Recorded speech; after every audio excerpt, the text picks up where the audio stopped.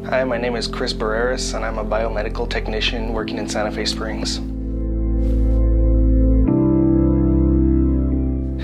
Well, in 2008, I was working for another company, and I had been experiencing these headaches all day, and I thought, okay, no problem, just, headaches, just tough it out, and once I get home, just take some painkiller, and then I'll be good. I was doing fine until I was coming to traffic lights.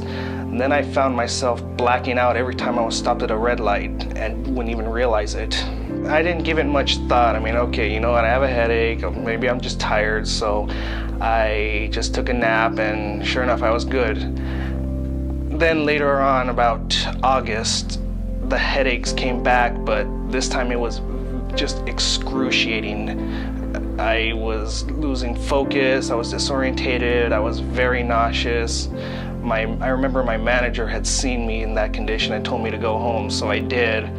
As soon as I got home, I went to bed, took a nap, only to find myself waking up 2 days later. 2 weeks later, the same exact thing happened. I went to bed on Friday and then found myself waking up Sunday night, only this time with a different bedspread. Finally, August 13th, 2009, the week after the headaches had started, I was with my wife, well, she was my girlfriend at the time, take Claritin, and I did that one day, it was fine. The next day I forgot to take it, and I was miserable all day. So later on I had taken that, and within 5 minutes, the headaches had reached its peak. The pain was unbearable, and I'd already been miserable all day, but this was topping it. So finally, my mom had convinced me, you need to go to the doctor, So I was like, okay, fine, I will. So we get there, and they took a look at me and told me they couldn't help me. I needed to go to the hospital. I hadn't realized at the time how severe it was. I said, okay, well, I'll go. So on our way there, I was just drifting in and out of consciousness after having vomited 3 times. When I got there, the first thing they did was they did a CT scan, brought me back, tried asking me some more questions, and then sent me for a chest x-ray.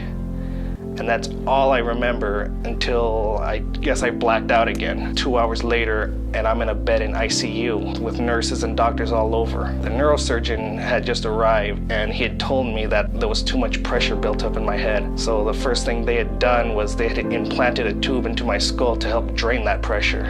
They had found out that there was some kind of blockage in my brain that was causing fluid to build up, but they weren't quite sure just yet. Over the weekend, they had been doing a few series of MRIs, CT scans to get an exact feel as to what was going on.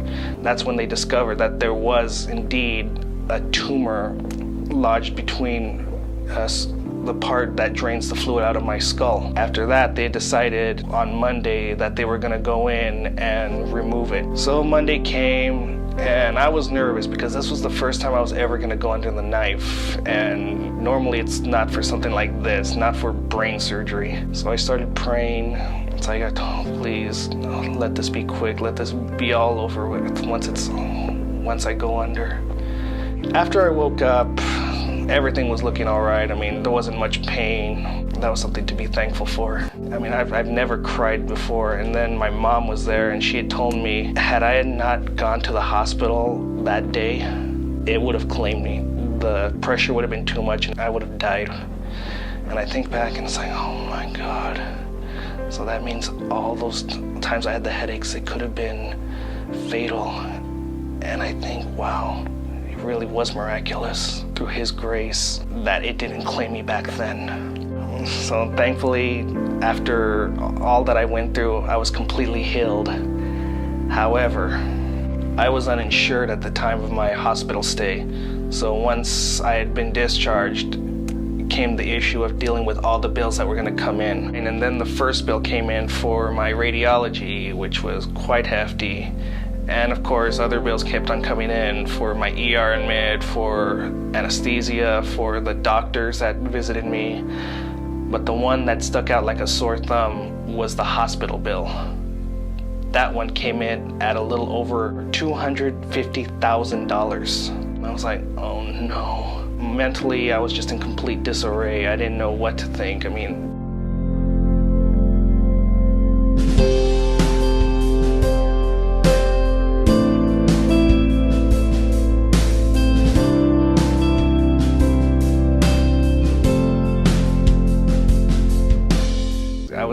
Would it have better if I just died in the hospital? I mean, I didn't know what to do at the time. I was like, oh God, please, I don't know what I'm gonna do. This is too much. I had also applied for disability to at least supplement me, since I was gonna be out of work for who knows how long. So as those bills kept on coming in, I just got more and more distressed. I was thinking, oh no, I don't know what to do. Please God, just help me. I'm at a loss here.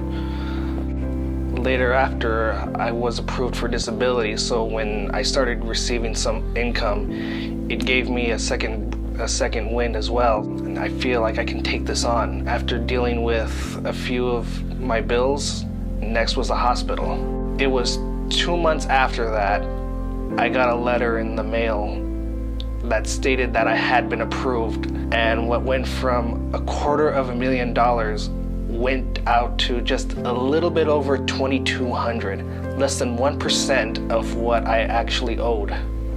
When I saw that letter, I was like, oh, thank you. And that's when I realized, you know what?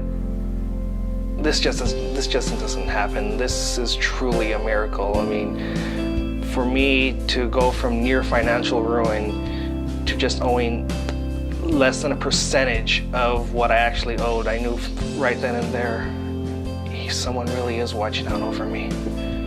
The weird thing about this was that this tumor had been with me throughout my entire life, since the day I was born, and I could have claimed my life any day during my adult life, but yet it didn't.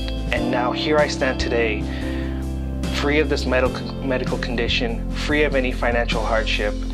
And it's through all this that I know He really is there.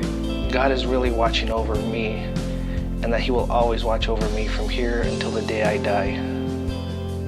He will protect us. He will be there, and we will be there to serve Him. We will do His will.